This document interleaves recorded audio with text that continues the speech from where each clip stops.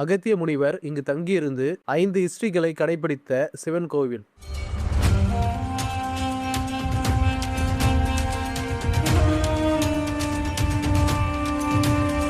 சத்ரு தோஷம், திருமண தோஷம் என அனைத்து தோஷங்களும் நீக்கும் அற்புத திருத்தலம்.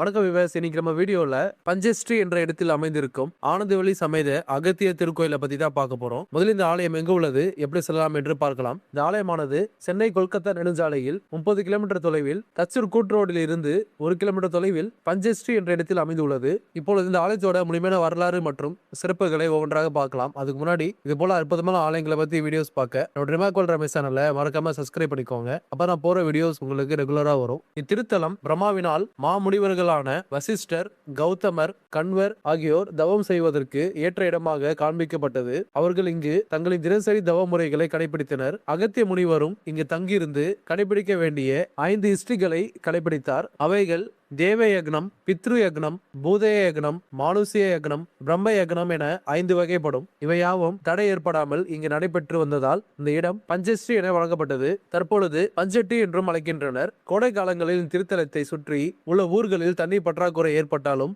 இவ்வூரில் தண்ணீர் வற்றாமல் சுவையான நீர் கிடைக்கின்றது. அதனால் இத்தலம் பஞ்சம் தீர்க்கும் பஞ்சஸ்ரீ என்றும் அழைக்கப்படுகிறது. ஒருமுறை கைலாயத்தில் சிவபெருமான் அங்கிருந்த தேவருக்கு சிவ தத்துவத்தை போதித்துக் கொண்டிருந்தார். அப்பொழுது சிவபெருமான் அருகில் பார்வதி தேவியும் அமர்ந்திருந்தால் அங்கிருந்த சுகேது என்ற யக்ஷராஜன் சிவபெருமானிடம், பெருமானே, பார்வதி தேவியை அருகில் வைத்துக் கொண்டு சிவ தத்துவத்தை எங்களுக்கு கூறுவது சரியா என கேட்டார். சிவபெருமான் இதை கேட்டு சிரித்தார். ஆனால் அருகில் இருந்த முருகப்பெருமானுக்கோ கோபம் வந்து சிவனும் சக்தியும் ஒருவரில் ஒருவர் பாதி என்று அறிந்த பின்னும் இக்கேள்வியை கேட்ட சுகேதுவை அசுரனாக பிறக்கும்படி சபித்தார். இவ்வாறு சுகேது முருகனால் சபிக்கப்பட்டு அசுரனாக பிறந்தான். அவன் ஒரு அசுர பெண்மணியை மணந்து கொண்டு 3 மகன்களை பெற்றெடுத்தான். அவர்கள் தந்தையின் சாபத்தை பற்றி அறிந்து கொண்டு பார்வதி தேவியிடம் வழிபாடு செய்து அரிய வரங்களை பெற்றனர். அவர்கள் தங்கள் ஆற்றலை காட்டி அவர்களை துன்புறுத்தியும் வந்தனர். இதனால் தேவர்கள் சிவபெருமானை வேண்ட அவரும் அகத்திய முனிவரை சுகேது மற்றும் அவன் பிள்ளைகளுக்கு தக்கம் பாட புகட்டும்படி கட்டளையிட்டார். அந்த சமயம் சுகேது 3 அசுரர்களுடன் போரிட்டு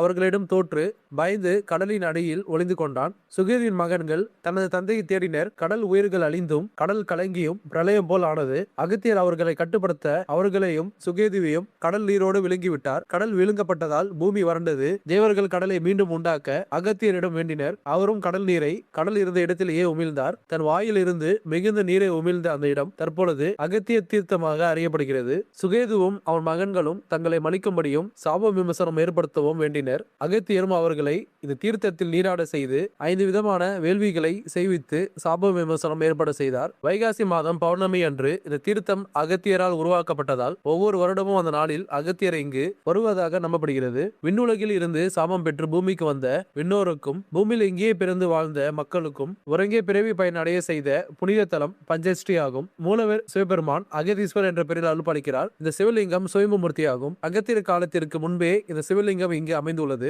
அம்பாள் ஆனந்தவள்ளி 3 கண்களை உடையவள். திருமணி பச்சை மரகத கல்லால் உருவாக்கப்பட்டது. தெற்கு நோக்கி அமர்ந்த கோலத்தில் இடது பாதம் முன் வைத்தவாறு காணப்படுகிறார். அகத்தியரின் வேண்டுதலால் அவரது யாகங்களுக்கு இடையூறு செய்ய வந்த அசுர சக்திகளை அழிக்க தன் இடது பாதத்தை முன்வைத்தும் 3 கண்களால் அசுர தீய சக்திகளையும் அழித்ததால் அம்மனின் திருக்கோலம் சத்ரு சம்மார திருக்கோலம் என அழைக்கப்படுகிறது. இங்கே யாகங்கள் செய்தால் பல மடங்கு பலன் கிடைக்கும் என்று கூறப்படுகிறது.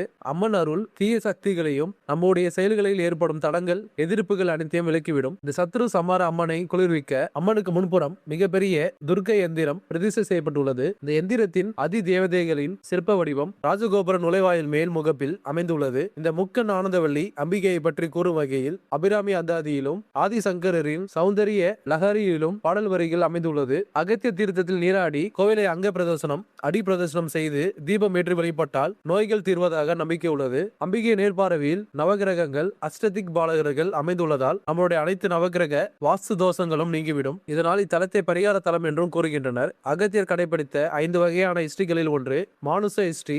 சக மனிதருக்கு உணவு உடை அளிப்பதாகும். ஆகவே இங்கு உணவு அளிப்பது மிக சிறந்தது. இங்கு இப்படி உணவளித்தால் நமக்கு நன்மைகளும் பிறவி பயணம் ஏற்படும் என்று அகத்தியரின் ஓலசுவடிகளில் குறிப்புகள் காணப்படுகின்றன. திருமணம் தடை நீங்க துர்க்கை எந்திரம் அமைந்துள்ள சன்னதியில் செவ்வாய் வெள்ளிக்கிழமைகளில் அம்பாளுக்கு அபிஷேகம் செய்து வழிபட்டால் எல்லாவித திருமண தடைகளும் நீங்கும். ஒரு ஆலயத்தில் ராஜகோபுரம் தெற்கு திசை நோக்கி அமைக்கப்பட்டிருந்தால் அத்திருத்தலம் பரிகார பரிகார தலமாக கருதப்படும் பஞ்சஸ்ரீ திருக்கோயிலின் ராஜகோபுரம் தெற்கு திசை நோக்கி அமைக்கப்பட்டுள்ளது. மேலும் சத்ரு சம்மாரியாக விளங்கும் அன்னை ஆனந்தவல்லிக்காக அமைக்கப்பட்டுள்ளது. எனவே பஞ்சஸ்ரீ திருத்தலம் பரிகார தலமாகும். இத்தலத்தில் வழிபாடு செய்தால் சத்ரு தோஷம், திருமண தோஷம், முன்னேற்ற தடை தோஷம் உள்ளிட்ட அனைத்து தோஷங்களும் நீங்குவதுடன் மீண்டும் பிறவாத பேரினை அளிக்கும் தலமாக இது உள்ளது. பஞ்சஸ்ரீ திருத்தலம் அகத்தியர் நாடி ஜோதிடத்தில் குறிப்பிடப்பட்டுள்ளது. இக்கோயிலில் திருக்குளத்தில் நீராடி கோயிலை வலம் வந்து தீபங்கள் ஏற்றி பரிகாரம் செய்து அர்ச்சனை செய்ய வேண்டும். அகட தீபமும் இங்கு ஏற்றப்பட வேண்டும். இந்த அற்புத சிவ ஆலயத்தை நீங்களும் வாய்ப்பு கிடைக்கும் போது நேரில் சென்று தரிசனம் செய்யுங்கள். மீண்டும் இது போல அற்புதமான ஆலயத்தில் சந்திக்கலாம். தொடர்ந்து இது போல ஆலயங்களை பத்தி வீடியோஸ் பார்க்க என்னோட ரிமாக்கோல் ரமேஷ் சேனலை மறக்காம சப்ஸ்கிரைப் பண்ணிக்கோங்க. அப்பதான் நான் போற வீடியோஸ் உங்களுக்கு ரெகுலரா வரும். ஓம் நம சிவாய. நன்றி, வணக்கம்.